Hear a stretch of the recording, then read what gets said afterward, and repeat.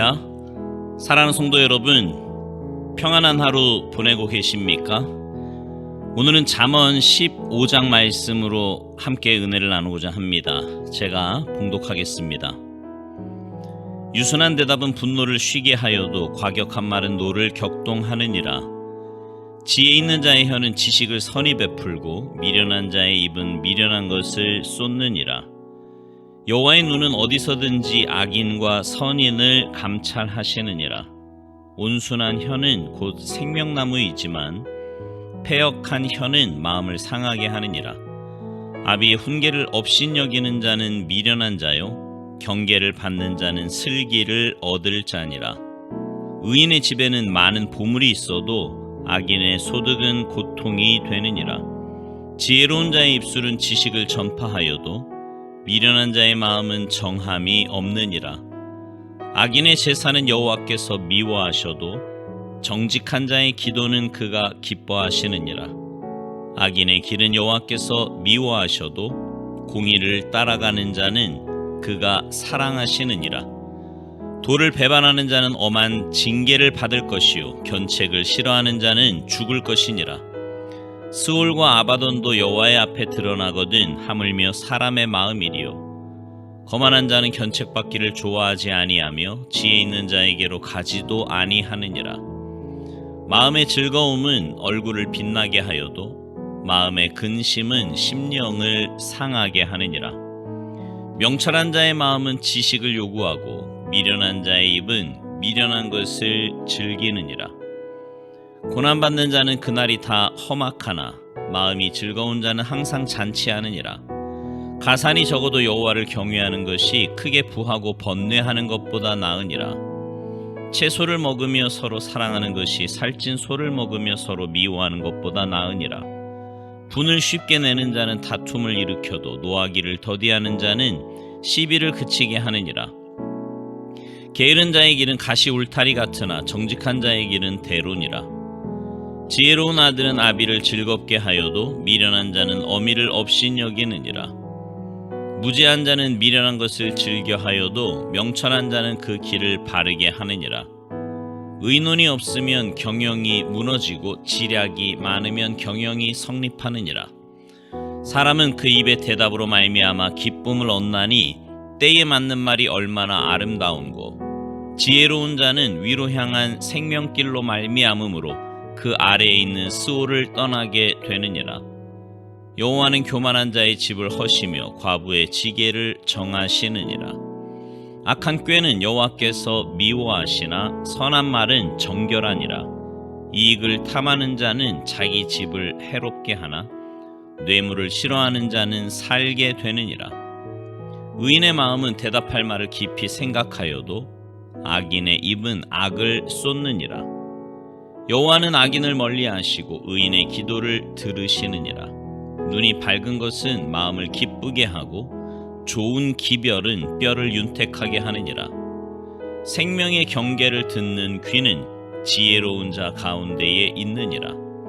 훈계받기를 싫어하는 자는 자기의 영혼을 경히 여김이라. 견책을 달게 받는 자는 지식을 얻느니라. 여호와를 경외하는 것은 지혜의 훈계라. 겸손은 존귀의 길잡이니라. 아멘. 야고보 사도는요, 말에 실수가 없는 사람은 온몸을 다스릴 수 있는 온전한 사람이라는 말을 했습니다. 하지만 그는 혀를 길들일 수 있는 사람은 아무도 없다고 하면서 혀는 걷잡을 수 없는 악이며 죽음에 이르게 하는 도구로 가득 차 있는 거다, 이런 말을 했어요. 이 구절을 읽을 때마다 야고보 사도가 말 때문에 겪었을 그 고통과 아픔이 저릿하게 느껴지곤 합니다. 공동체를 허무는 그릇된 말 때문에 얼마나 시달렸으면 이렇게까지 말을 했겠습니까? 하나님은 말로 세상을 창조하셨지만 우리는 말로 혼돈을 창조해요. 타락한 세상이지요. 잠언에도요, 이 말에 대한 교훈이 굉장히 많이 등장하잖아요. 우리가 계속 이게 말에 대한 이야기 굉장히 많이 나누지 않습니까? 몇 구절만 볼까요? 오늘 본문 1절 보세요. 유순한 대답은 분노를 쉬게 하여도 과격한 말은 노를 격동하느니라. 4절 온순한 혀는 곧 생명나무이지만 패역한 혀는 마음을 상하게 하느니라. 잠언 20장 19절 말씀입니다. 두루 다니며 한담하는 자는 남의 비밀을 누설하나니 입술을 벌린 자를 사귀지 말지니라. 잠언 21장 23절 입과 혀를 지키는 자는 자기의 영혼을 환난에서 보전하느니라. 잠언 24장 26절 적당한 말로 대답함은 입맞춤과 같으니라. 오늘 본문 28절 이하에도 보면 말을 어떻게 해야 할지를 가르쳐 주는데요. 28절 한번 보시겠어요?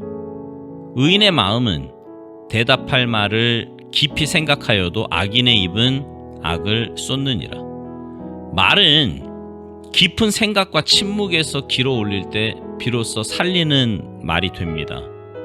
물론 말이 많다고 다 악인이라고 할 수 없고 과묵하다고 해서 의인이라고 할 수도 없어요. 하지만 악인은 되는 대로 떠오르는 대로 말을 해요. 자기 영향력을 확보하기 위해서지요. 그들은 자기의 유능함이나 혹은 똑똑함을 과시하기 위해 말을 독점하려고 합니다. 근데 정말 흥미로운 것은 말을 많이 하는 사람의 말은 오히려 경청되지 않는다는 사실입니다. 침묵을 배경으로 하지 않는 말은 소음에 불과하기 때문이에요. 말을 독점하는 이들의 특징은요, 들을 생각이 별로 없다는 거예요. 대화를 하다 보면 내가 하는 말에 공감을 표하면서 내 생각을 충분히 전개하도록 마당을 깔아주는 이들이 있는가 하면 그 이야기에서 촉발된 자기 생각이나 경험을 마구 늘어놓아서 상대방의 말문을 막아버리는 이들도 있습니다. 영어로요, 대화를 뜻하는 다이얼로그라고 하는 이 말이 사이로 혹은 꿰뚫다는 뜻의 디아 혹은 다이아와 말을 가리키는 로고스가 결합된 말입니다. 대화란 다른 이들의 말이 나의 혼을 뒤흔들고 나를 변화시킬 수 있도록 허용하는 행위라는 거예요. 그리고 그 대화의 기본은 바로 경청입니다. 그것이 비난이든 책망이든 마찬가지이죠. 자, 오늘 본문 31절 말씀을 보세요. 생명의 경계를 듣는 귀는 지혜로운 자 가운데 있느니라. 여러분, 책망 혹은 훈계 듣기를 좋아하는 사람이 있습니까? 별로 없지요. 요즘은 나이 든 사람들이 처신하기 참 어려운 시대인 것 같아요. 어떤 일이나 사태에 대해서 우려 섞인 말이라도 할라치면 꼰대 소리 듣기 십상이지요. 하지만 여러분, 나이 든 이들의 말이나 형태를 모두 꼰대라는 프레임에 걸면 안 돼요. 사람을 살리는 책망도 있기 때문입니다. 가끔 우리의 한계를 깨뜨리는 말씀과 만나야 됩니다. 스승이란 바로 우리 인식이나 경험의 한계 밖으로 우리를 불러내는 존재이지요. 근데 그 방법이 꾸짖음일 때가 많습니다. 오늘 본문 32절 말씀, 훈계 받기를 싫어하는 자는 자기의 영혼을 경히 여김이라. 견책을 달게 받는 자는 지식을 얻느니라. 여기 자기 영혼을 자기 생명으로 번역한 성경도 있더라고요. 책망 혹은 훈계를 싫어하는 사람은 자기 생명을 가볍게 여긴다는 말이 참 놀라운 통찰 아닙니까? 내 생명을 정말 귀히 여긴다면 훈계와 책망에 마음을 열어야 합니다. 특별히 여러분, 성경이야말로 우리를 바로 잡아주는 책이지요. 그래서 하나님의 말씀에 가까이 해야 되고 열심으로 읽고 묵상하고 암송하고 배워야 되는 겁니다. 오늘 본문 마지막 33절, 여호와를 경외하는 것은 지혜의 훈계라. 겸손은 존귀의 길잡이니라. 결국 성경이 주는 훈계의 핵심은 주님을 경외하라는 거예요. 경외하는 이들은 교만할 수가 없는 거지요. 사랑하는 성도 여러분, 말씀을 통해 책망받는 일 싫어하지 마시기 바랍니다. 그것이 바로 우리의 영혼을 살리는 일이고요, 우리 삶을 올바른 길로 가게 만드는 겁니다. 날마다 하나님의 말씀을 통해 우리의 삶을 점검하며 올바른 믿음의 길 걸어가시는 여러분 모두가 되시기를 주님의 이름으로 축복합니다. 아멘.